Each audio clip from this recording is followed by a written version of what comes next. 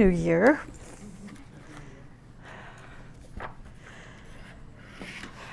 So much has happened already this year. It's like, New Year? What do you mean New Year? We're halfway into the year already. Interesting. Well, this morning I'm going to be talking about the externalization of the spiritual hierarchy. When we talk about the subject of hierarchy, we are really talking about something very practical. It's very interesting to me over the years that I have listened to people share their ideas about hierarchy, how oftentimes they make the hierarchy feel, to me anyway, as if it's out there, really, really out there. The hierarchy is so far away that there's no way we could make contact with these great beings, that they're etheric, very similar. You know, when we talk about Master Kutumi or Master Moya or Master Hilarion, so on and so forth, that we know these great beings are part of the life, but not part of ours, not part of our life. They're so out in the ethers. Well, that makes it impractical. And we're living in a society today that wants practicality, that wants things in formation, that wants things into a form that we can see. So if we can see, we can understand and believe. So as I've studied through the lineage of our teachings, I've realized that the great ones do walk among us. It's only ourselves, only our consciousness that prevents us from recognizing these great beings. In the New Testament, hierarchy is called the kingdom of heaven. It is just as simple as that. If you understand nothing more about these accomplished beings, just think about that the hierarchy is the kingdom of heaven. Next, we can understand the hierarchy in this way. We can understand the hierarchy as God's board of directors, much in the way the president of a country has his cabinet, or a corporation has its president and governing board. The president of God's board is Christ, and the board of directors is God's leadership team made of masters and kohans. For myself, I find it comforting to know that our world, our humanity, is run by God's board of directors and not by politicians. Hierarchy. Hierarchy is a great center of energy. To think about that, hierarchy is a great center of energy. All its members, not just some, but all of its members are so purified that their vehicles radiate their innermost center of life energy. And in so doing, they channel planetary, solar, and cosmic energies. This is part of the job of the members of hierarchy. They are also free from personal karma. Imagine. They are free from personal karma. They work and live in the energy field of Shambhala. They work with a plan and ideas. The plan and ideas are sources of energy. They work with the fourth and the third and the second cosmic etheric planes. Let me repeat that. They work in the field of the fourth and the third and the second cosmic etheric planes, which are, if you don't know the teachings, if you haven't studied it, just imagine that these planes are stupendous fields of energy. They are a group of men and women who have, in other words, surpassed human evolution. Now the question,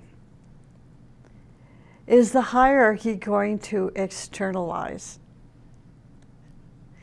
Most people think that the externalization of the hierarchy is going to take place when great ones come and walk the earth, exercising their powers and miraculously changing the life on earth into paradise.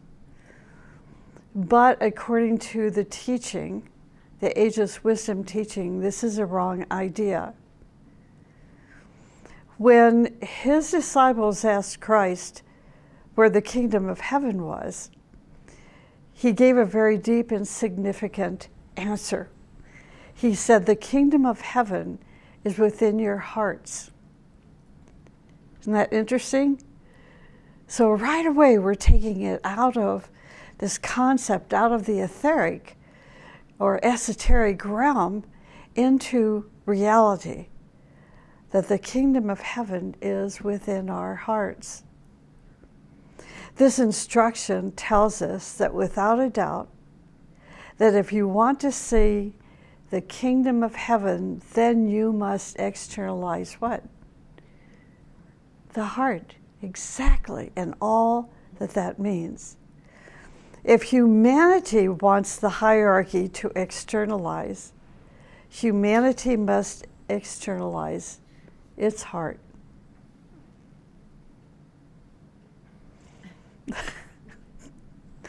If disciples want hierarchy to externalize, they must externalize their heart.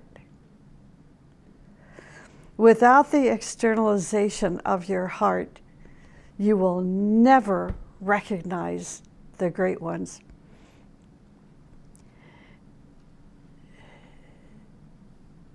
There's so much I could talk about in this regard.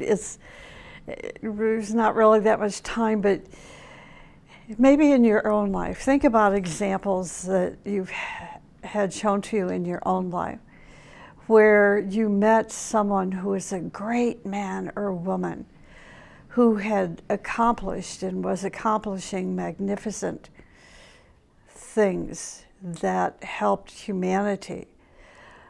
That when you were around that person, you felt joy. You all of a sudden came alive. All of a sudden your life had purpose. And here was just one single little or big, perhaps, human being that made you feel all these things and respect what that person had accomplished. And then somebody else, maybe your next door neighbor or your spouse or a child, says, I met that person. What do you see in that person?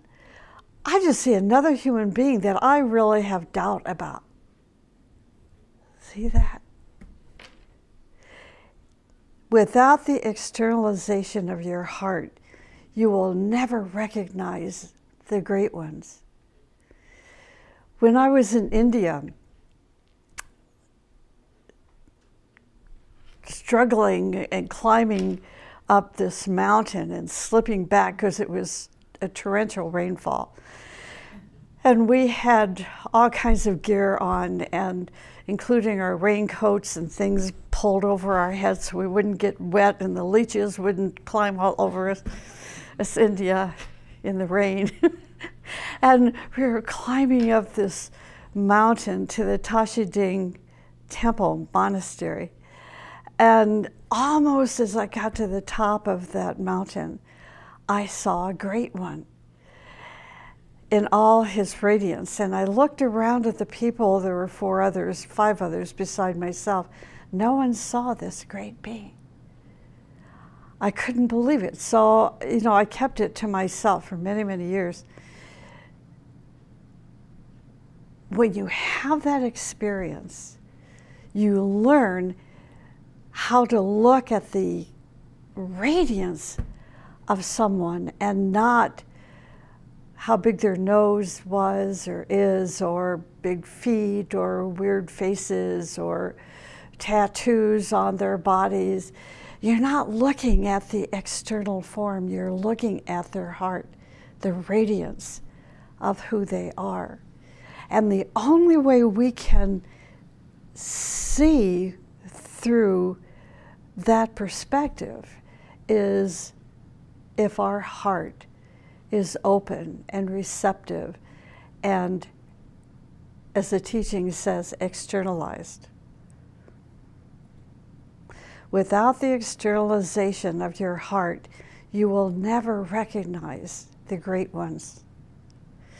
When the heart is manifested, the kingdom of heaven will manifest itself, externalize itself. The other part of the mystery about the externalization of the hierarchy is this: that the hierarchy is always here with us.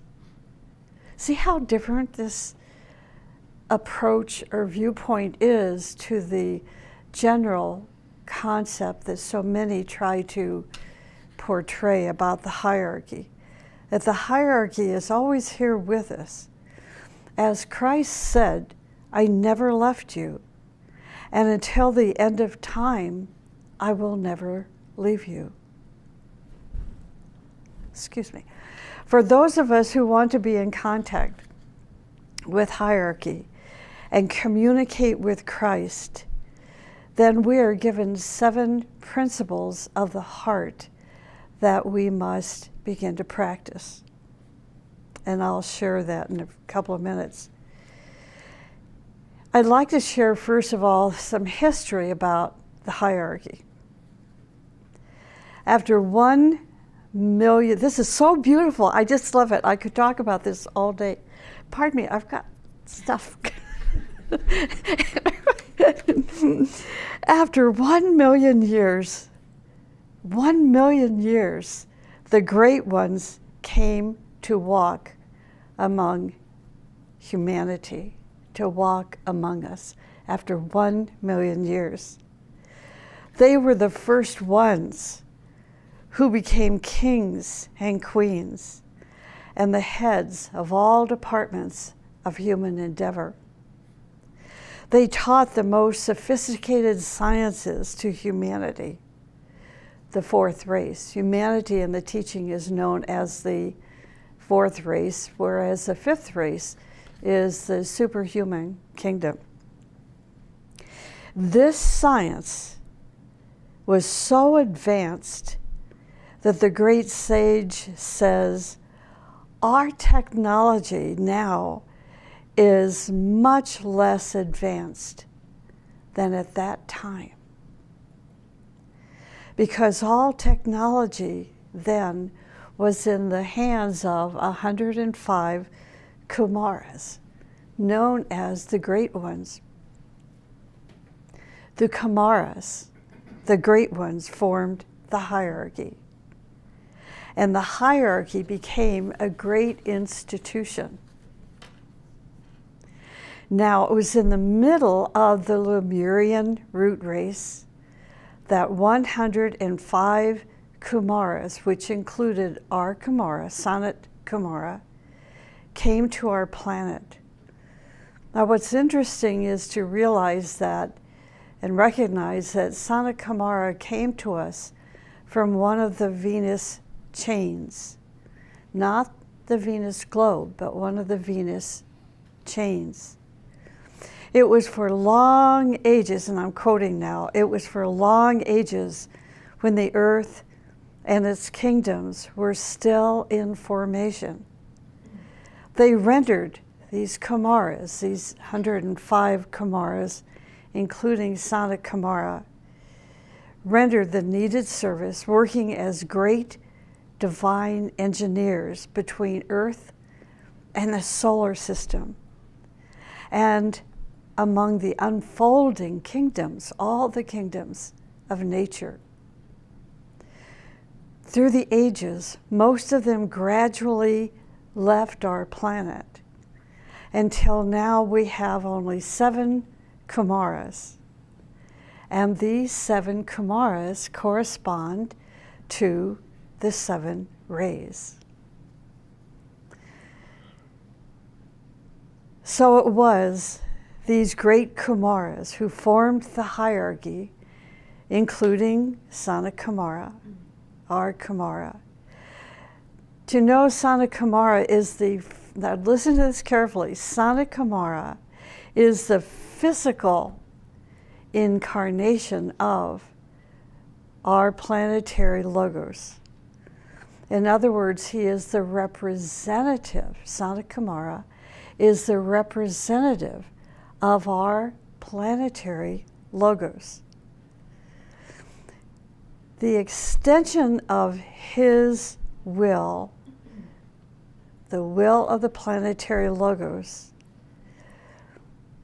within humanity, the personification of his will and plan, Sanakumara is referred to as the Lord of the world.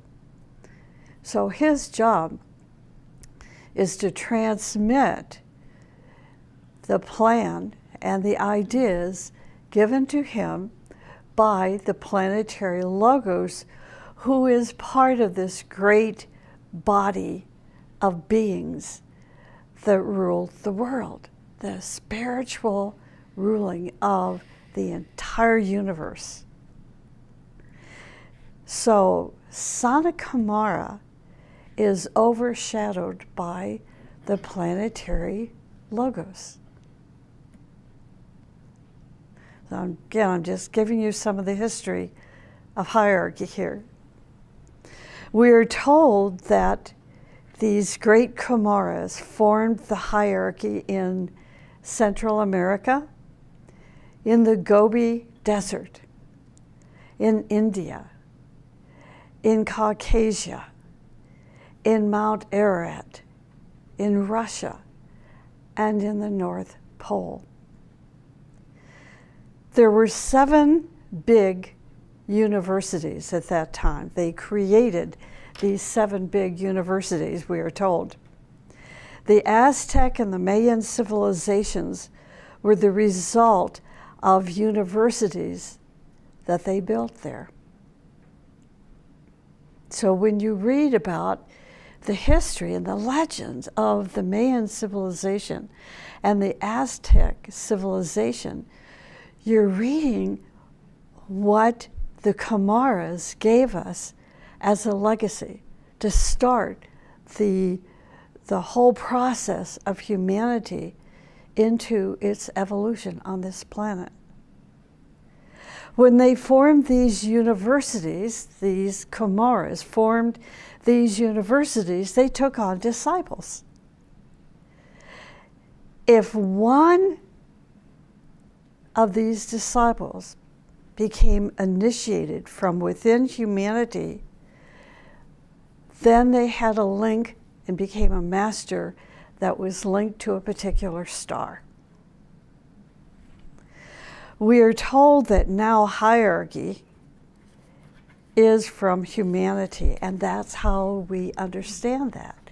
That eventually these disciples that were selected by the Kumaras eventually became initiated and who eventually became masters.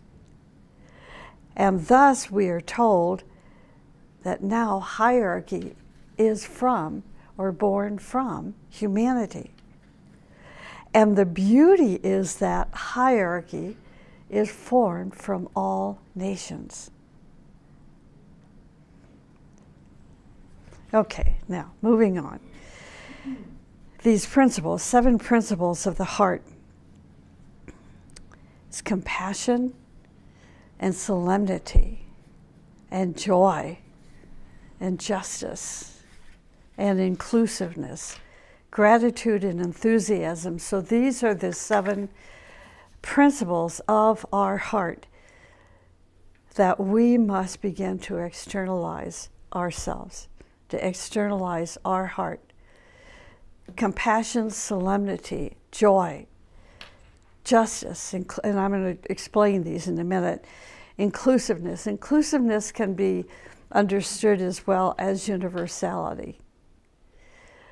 Gratitude, and interestingly enough, enthusiasm. So, this is one of the reasons I decided to talk about the subject today, because now we have the whole year to practice these 7 principles, and you can take just one, and let this be your New Year resolution, that you're going to begin to externalize your heart by and through the practice of one of these principles. So compassion is the first one. Compassion we can understand as unconditional lovingness. That stuff. I've practiced it and I know how tough it is. The reason it's tough is because of our opinions and our prejudices and our this and that, that we've been bombarded with, we've grown up with, and subjected to from the time we were little babies. So now we have to find a way to change these concrete opinions, let go of them little by little by little, simply by trying to practice unconditional lovingness. Now the Master Moria, the master part of the hierarchy, the Master Moria says, compassion does not weep, but helps. It's a very powerful statement. Helena Rourke, who is a great friend of the Masters, she wrote, personal experience, personal trials and sufferings teach us great patience and compassion, those qualities which lie at the basis of all achievements. One of my tasks that I've taken on is to teach humility, something I believe so powerfully in, the power of humility, the greatness of humility. And to me, the greater the person, the greater the humility that they express. Helena Rourke is perhaps one of our best examples of humility when you read her biography and you read about her family and you read about her relationship with her husband. Always you see in her expressions humility. So when we take, in this society, we take humility as a weakness. Just like when you hear somebody who has a soft voice, you hear that soft voice and you interpret it or translate it as a weakness. People translate humility in the same way as a weakness. Until you see true humility being expressed, true humility is the most powerful virtue a person can have, because it's part of one's soul, the fabric of their soul. So, of course, a person of humility is going to write personal experience, personal trials and sufferings teach us great patience and compassion. So essentially then, compassion is love that has unfolded as a result of your personal trials and sufferings. It is a love that includes every manifestation in the world and sees the real foundation and purpose of every word and act and thought. Now, solemnity. In Agni Yoga, Agni Yoga defines solemnity as, and I quote, this is from the book Aum, verse 523. An exalted offering, Solemnity is an exalted offering of all one's best feelings. It is a tension of all superior energies, a contact with the approaching gates. So this is something a principle of the heart that we're going to set as a goal to practice this year. It goes on to say in the book Hierarchy, true solemnity is built in the highest tension.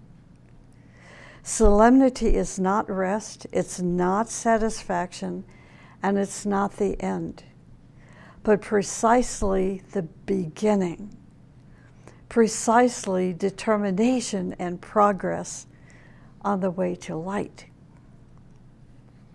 That's from verse 71 in the book Hierarchy. And that's solemnity. Now, joy. Christ said that joy is a special wisdom. In Leaves of Moria's garden, it tells us that joy is the wings to infinity. A disciple looking around in perplexity asked, "Where is this joy? The sky is beclouded and there is sorrow everywhere." Yet the teacher, capital T teacher, has foreseen joy over and above the temporary frame of mind. And in Brotherhood it says, joy is the understanding and faith that everything in the world operates according to divine justice. That everything in the world operates according to divine justice. Now, justice, when most people consider the meaning of justice, they think about the court system. One day, a young person told me that her grandmother taught her that justice is God. That justice is God. To the esotericist thinks that and believes that justice is karma. Gratitude. Gratitude is the fifth principle of the heart that we're going to try to practice this year. The great sage Master Moria instructed that gratitude contains in itself the chemism of bliss. It contains within itself the chemism of bliss. That's how this great one defines gratitude. He also tells us that gratitude easily kindles the fires of the heart and fills the heart with the spirit of nobility. He also says that one should especially develop gratitude because this is so interesting. He says gratitude is the sister of loyalty. So that's a seed thought, to contemplate that gratitude is a sister of loyalty. Gratitude is a process of dissolving all opinions within your mind that are selfish, opinions that are selfish, and opinions that are egocentric. And to ask yourself, is there anything in my life for which I cannot be grateful? Number 6 is inclusiveness, or as I said earlier, universality. Universality is wholeness. We can understand universality also as the one self, the capital O, the capital S, one self. It is God. Universality is the one self. Universality is the one God. The healthy heart is the expression of universality, and it is inclusive. The head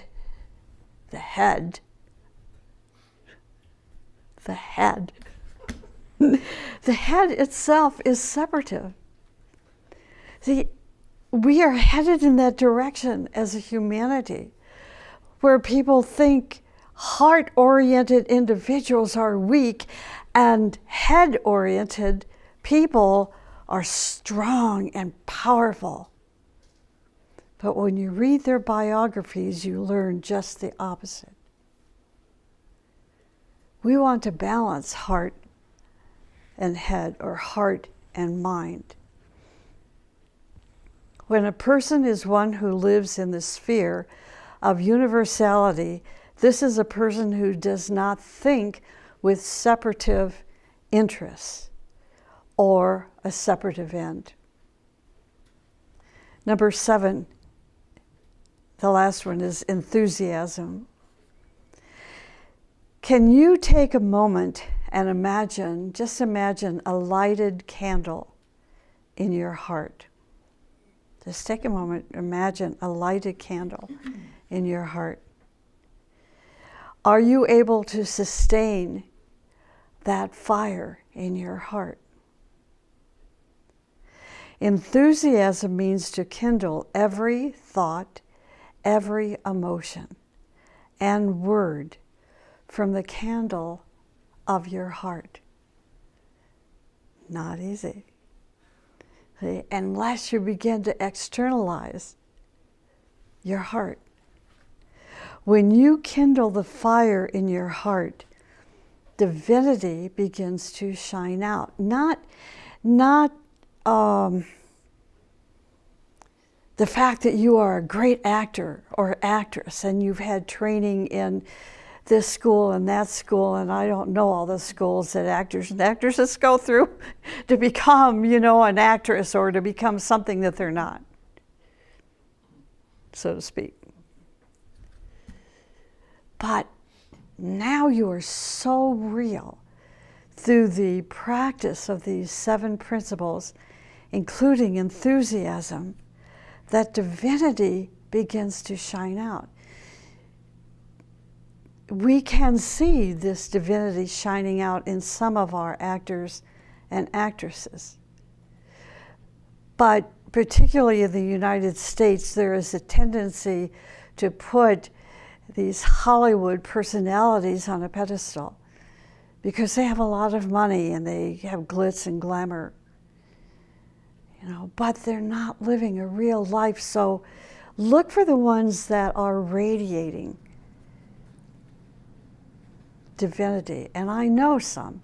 I don't know them personally. I just see some. And I know you do too. Their radiance, that divinity that's coming through them, and we all love them. We're not distracted by saying, oh, wow, look at that dress that she's got on the red carpet, wow. Or, oh, he's so handsome. Or you look at these rich and famous mansions, they have these TV programs and they show all these outrageous, huge, you can't even call it a home, And you say, wow, that's what I want someday. That's not divinity, obviously, shining out in their being. These are the ones that their handsomeness or their physical form or their money or their this and that has totally disappeared from who they are. And who they are is that radiance, that divinity that is radiating through them. And there's only a handful, but it's wonderful to see them.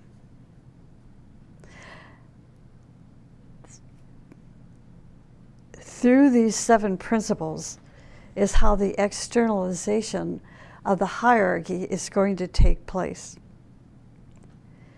So, Again, these principles are compassion, solemnity, joy, justice, universality, and enthusiasm. The key to opening our hearts is to practice these 7 principles. We must have an inner conversation with ourselves and ask ourselves, do I believe that if I live these 7 principles, that my heart will be kindled in such a way that I will be able to contact hierarchy? If you agree that you can make a conscious decision to begin to practice, let's say, compassion or unconditional love, then you will soon find the quality of your life, the quality of your consciousness changing. You will learn something interesting, some interesting things about life. For example, you're going to learn that through the law of magnetic attraction, as a result of your decision, is going to begin to draw things into your life that's going to ignite the flame of compassion in your heart. Next is the formation of groups. Form a group that will try to live according to these principles. Well, since we have already formed a group here, what about incorporating these 7 principles into your family life? Perhaps you can gather 2 or 3 people together at work and see if they will join you in living these 7 principles. The next step will be the appearance of disciples who will form ashrams to teach the wisdom of the higher ashrams with which they are in contact. They will give to the people what they are learning in the subjective ashrams, the subjective realms. What will happen next is that once a group is formed, a group that is actually living these 7 principles, then the consciousness of that group will shift from being a group to becoming an ashram. Next, great disciples from these ashrams will eventually, in time, in various incarnations, take leadership positions in different fields of activity in the world, such as politics, education, philosophy, communication, science, art, religion, and finance. Look for them. Look for them. Finally, the next step will be the establishment of temples or institutions of initiation, where initiations will be performed and the consciousness of the initiates will be expanded to a great degree. This is the process of the manifestation or the externalization of the hierarchy. Finally, the last step will be the appearance of Christ. And this is a quote, who will hit the consciousness of the world like a bolt of lightning. Like a bolt of lightning from east to west, people will see him. And when you see him, you will have only one desire, which is to be like him. And let me close with this. The externalization of the hierarchy is a degree of awareness. The externalization of the hierarchy is a degree of awareness, of becoming aware of the perpetual presence of the hierarchy.